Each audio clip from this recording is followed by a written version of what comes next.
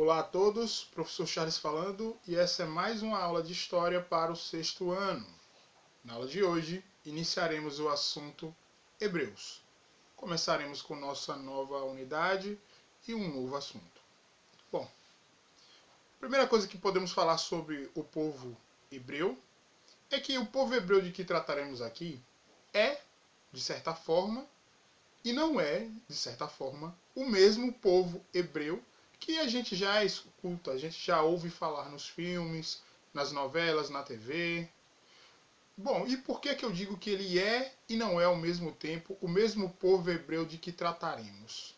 Bom, acontece que a história do povo hebreu, ela encontra uma certa conformidade com aquilo que a gente vê na Bíblia. Acontece que, na verdade, as histórias que nós vemos na Bíblia Sagrada, são histórias que remetem, sim, a acontecimentos históricos passados. Porém, a Bíblia é um livro sagrado. Então ela não tem um compromisso fidedigno, ela não tem um compromisso fiel com a história exatamente como ela foi. Ela tem um compromisso com o ensino religioso.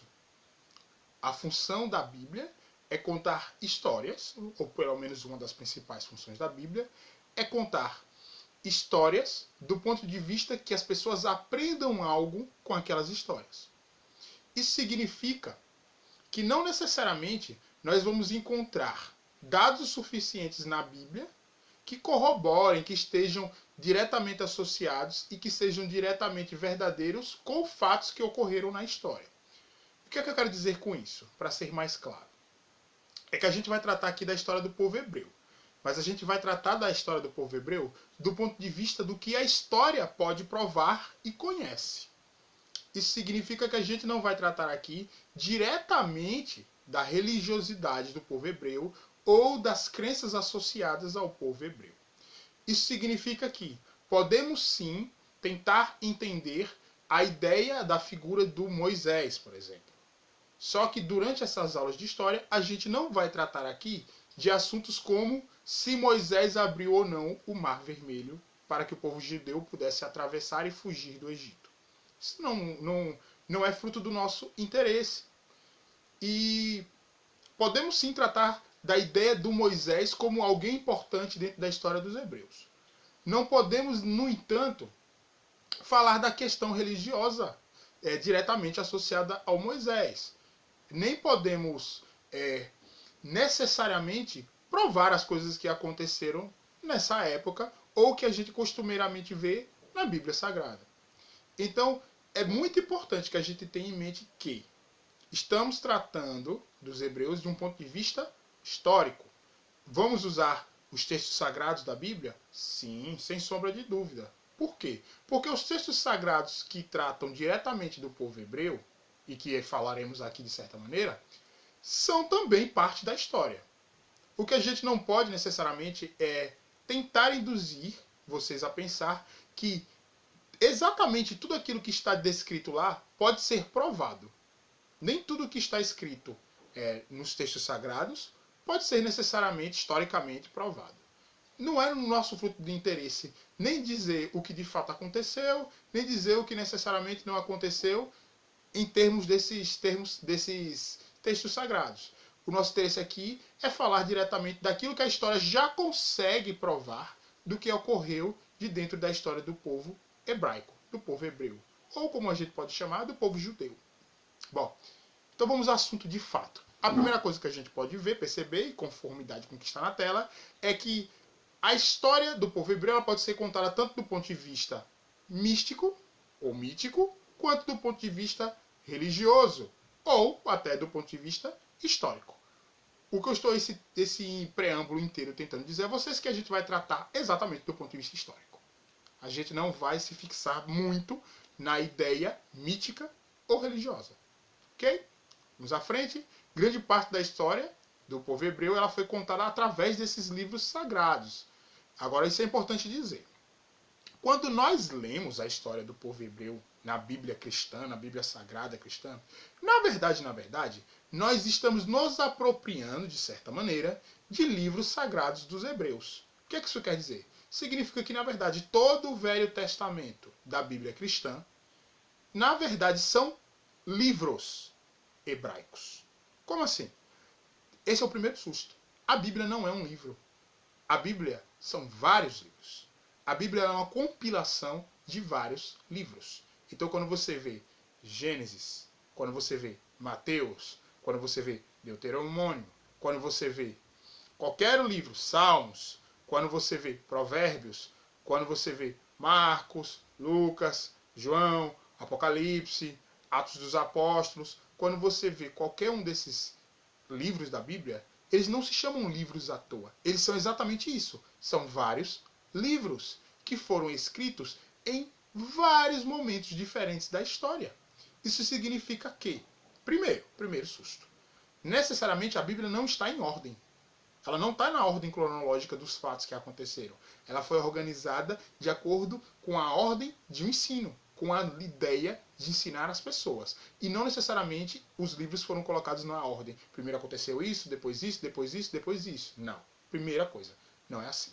Segundo, tudo que a gente chama de Velho Testamento da Bíblia, na verdade é Velho Testamento porque é o velho testemunho dos hebreus.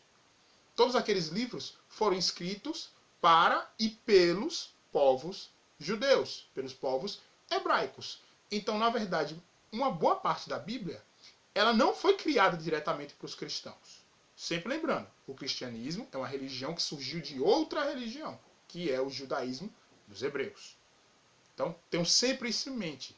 Quando a gente está tratando do povo hebreu aqui, é do ponto de vista histórico e do ponto de vista hebraico. O ponto de vista cristão sobre os hebreus já é um outro ponto de vista. Seguimos. Bom, então boa parte da história do povo hebreu está compilada na Bíblia.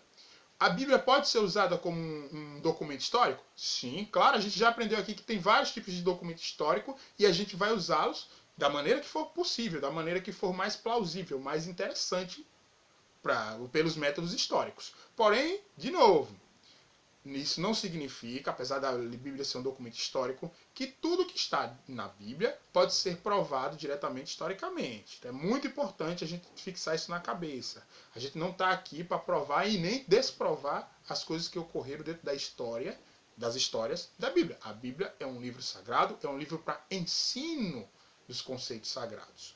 Ela não é um livro histórico. Porém, a gente pode usá-la como um documento histórico. Claro, a gente pode tirar alguma história dela, então a gente pode tê-la como um documento histórico. Então a gente vai entrar agora na religião dos hebreus. Isso é algo muito importante. A primeira coisa que a gente tem que entender é que a religião dos hebreus não dá para falar precisamente sobre os hebreus sem tratar da religião deles. Por quê? Basicamente, os hebreus eles não fazem distinção da mistura da política da religião. Basicamente, existe uma mistura aí, da história fidedigna, do que exatamente aconteceu na história dos hebreus, na religião e na política deles. Isso significa dizer que está tudo misturado para os hebreus. Tudo é misturado. Não existe essa separação. Pelo menos inicialmente. Não havia essa separação entre uma coisa e outra. Então, quando se contava uma história de alguém importante, historicamente importante para o povo hebreu, vou dar um exemplo. Abraão. Abraão seria o pai de todos os hebreus. Ele seria o primeiro hebreu. A história de Abraão se mistura muito com a história da religião dos hebreus. E é por isso que a gente tem que tratar aqui da religião deles o tempo todo. Como a gente pode ver na tela, a primeira coisa que a gente vai falar da religião é que aquilo que a gente chama de Velho Testamento, dentro daquilo que a gente chama de Velho Testamento, existem 5 livros da Bíblia que são chamados de Pentateuco. Pentateuco. Esses 5 livros são alguns dos livros mais importantes dos hebreus. Que livros são esses? São os livros do Gênesis, Êxodo, Levítico, Números e Deuteronômio. Olha só, Gênesis, Êxodo, Levítico, Números e Deuteronômio. Esses 5 primeiros livros da Bíblia são chamados de Pentateuco pelos hebreus. De novo, quem é que chama assim? São os cristãos? Não, os hebreus vieram antes e os hebreus bolaram esse nome. Então, esses 5 primeiros livros, eles são compilados em um livro. Eles juntam esses 5 livros em um livro só, que se chama Torá. É um livro extremamente importante para os hebreus. Por quê? Porque para os hebreus ali está a história desde a criação do mundo pelo Deus hebreu, pelo Deus dos hebreus, até as histórias iniciais, como as histórias de Moisés, as histórias de Abraão, Isaac, Jacó, José, Josué. Tá tudo lá. As primeiras histórias mais importantes da fundação deles está lá no Pentateuco, está lá no que eles chamam de Torá.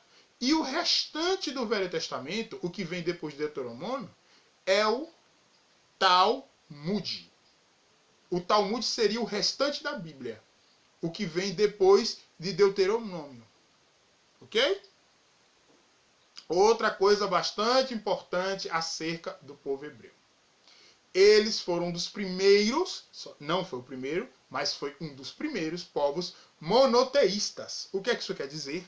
É que eles foram um dos primeiros povos e uma das primeiras religiões a adorar um único Deus. Isso significa que, vamos lá, vamos lembrar. Todos os outros povos que a gente veio falando até agora, todas as outras civilizações que a gente veio tratando até agora, todos eles eram politeístas. Tinham vários deuses. Os hebreus foram uma das primeiras religiosidades a ter apenas um Deus. Professor, mas não foi a primeira. Quem foi a primeira? Então, ocorre que recentemente, há alguns anos atrás, os historiadores descobriram uma religião mais antiga que possuía um único Deus, que, por sinal, foi uma fase da religiosidade egípcia.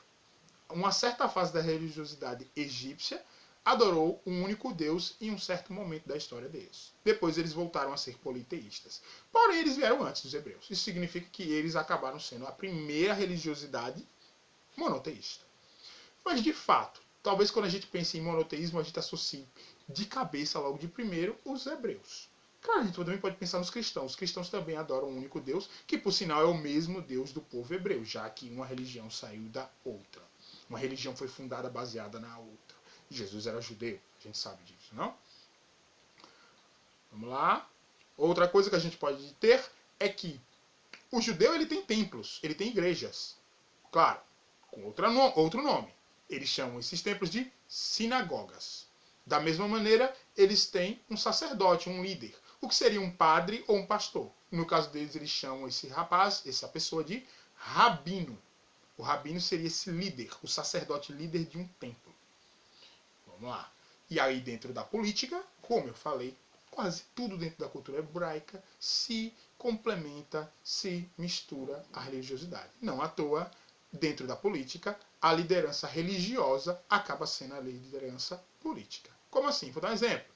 Abraão foi o primeiro hebreu. Abraão seria considerado o primeiro patriarca, o grande líder. A gente vai falar já sobre isso. Abraão também era um líder político. Ele mandava politicamente no povo hebreu, naquilo que iniciou as primeiras tribos hebraicas, o início do povo hebreu. Moisés, da mesma maneira. Moisés seria o libertador, aquele que tirou o povo hebreu do Egito. Porém, quando ele tira o povo hebreu do Egito, ele começa uma liderança política e, ao mesmo tempo, religiosa. Bom, para o povo hebreu, Moisés falava diretamente com Deus, trazia mensagem diretamente de Deus para informar aos hebreus. Mas, ao mesmo tempo, ele era o porta-voz das mensagens. Logo, ele era o principal líder político e, ao mesmo tempo, por ele estar em contato direto com Deus, ele era o principal líder religioso. Não à toa. Pessoal, o próprio Moisés é o cara que vai colocar as primeiras leis dos hebreus, que são aquilo que a gente chama de 10 mandamentos. A gente vai falar mais sobre isso em outra oportunidade. O próximo. Existiam vários líderes políticos e religiosos dentro do povo hebraico. Esses líderes políticos e religiosos, como eu falei, primeiro vinham os patriarcas. O que é o patriarca? Seria o pai fundador. Seria aquele ser humano que inicia aquela história do povo hebraico, que começou essa história. Vamos lembrar. Na história de Abraão, conformidade que a gente vê na Bíblia, Abraão, ele mora, ele surge em Ur. Onde é que fica Ur? Na Mesopotâmia. Isso significa que os hebreus, eles têm origem mesopotâmica. A história dos hebreus começa lá na Mesopotâmia com Abraão. Abraão sai de Ur. Saindo de Ur, da Babilônia, ele vai começar a andar pelo mundo com E aí entra a parte religiosa, né? Supostamente Deus fala com ele, esse Deus único, que era diferente de todas as outras religiosidades, que a gente sabe que a Mesopotâmia tinha vários deuses. Esse Deus então fala com Abraão e diz para ele fundar uma grande nação. Diz que ele será pai de uma grande nação. Então Abraão, crendo nisso, sai a vagar pelo mundo para encontrar uma terra onde ele iria morar e formar essa grande nação. Seria essa terra prometida a ele. Abraão então anda pelo mundo e ele tem filhos. Ele tem descendentes. Principalmente o mais famoso deles, o Isaac. E aí o Isaac vai ter outros filhos. Ele vai ser pai, vai ter como descendência, por exemplo, o Jacó, que também terá o José. E aí a história continua. Acontece que Abraão, Isaac e Jacó diretamente seriam os patriarcas, seriam os primeiros pais fundadores. Seriam o início de tudo. Seriam a partir deles, a partir dos filhos deles, dos descendentes deles, da família, das pessoas que estavam ligadas às famílias deles, que mais tarde formariam esse grande povo que é o povo hebreu. Então seriam todos descendentes deles. Bom, depois dos líderes políticos religiosos que eram os patriarcas, vieram os juízes. Quem eram esses juízes? Bom, Moisés, Josué, Otiniel, Eude, Sangar, Débora, Gideão, Tola, Jair, Jefte, Ibzan, Elon, Abdon, Sansão e Samuel. O que seriam esses juízes? Seriam líderes políticos e religiosos, claro, que eles teriam o poder de um mando de um juiz. Eles estipulariam leis. Claro, de novo, sempre misturando. Mistura-se a ordem divina com a ordem política. Eles mandam porque eles têm um contato direto com Deus. Então essa seria a segunda fase do povo hebreu. Primeiro veio a fase dos patriarcas, depois a fase dos juízes. E por último, a terceira fase seria a fase dos reis, onde de novo existiria uma mistura política religiosa. Só que os reis é uma fase política que a gente conhece um pouco melhor. A gente está falando de uma monarquia onde tecnicamente o filho será o substituto, que não é o que vai ocorrer em todos os casos. O primeiro rei seria Saul. O segundo rei seria Davi, mas Davi não era filho de Saul. A gente deve ter lido, muitos de nós pelo menos conhecem essa história. Porém, o Salomão sim era filho de Davi, dando continuidade a essa monarquia. E a monarquia hebraica pararia por aí. Bom, a última coisa que a gente vai falar nessa aula introdutória é que o povo hebraico, como a gente já está percebendo, a gente já percebeu, eles têm uma origem marcada pela saída de Abraão da Mesopotâmia. Acontece que eles vão tomar contato com vários povos durante a história deles. A gente já conhece algumas, talvez, pelas novelas e filmes. Tomaram contato com os egípcios, com os filisteus, tomaram contato com os fenícios, com os persas, com os babilônicos de novo. Olha, eles saíram lá da Mesopotâmia, saíram da Babilônia, mas em um determinado momento da história eles vão acabar tomando contato de novo com a Babilônia e a gente vai aprender um pouco sobre isso mais tarde. Acontece que a gente vai entender que em cada momento da história do povo hebreu, em cada momento em que eles vão tomar contato com esse ou aquele povo, eles vão ser influenciados por esse povo. E aquela influência vai ser sentida na cultura, ou seja, a influência que eles vão ter, o contato que eles vão ter com outros povos, vai fazer com que a maneira deles se portarem, deles entenderem o mundo, mude. Tudo isso a gente vai aprender em determinadas aulas, no decorrer das aulas. Mas essa aula hoje fica por aqui. A gente se vê na próxima e tchau!